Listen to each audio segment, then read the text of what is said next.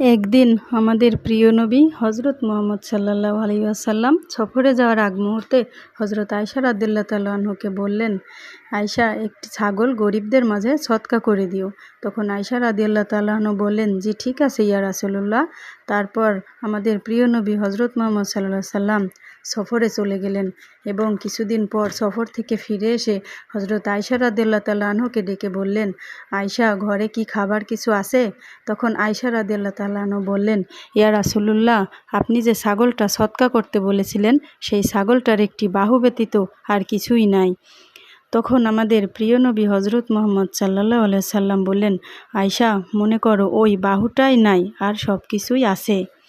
আসলে এই পৃথিবীতে আমরা যা ভোগ করি তা সবই নিঃশেষ হয়ে যায়, কিন্তু আল্লাহর রাস্তায় যা দান করি সেগুলো আমাদের জন্য রয়ে যায়।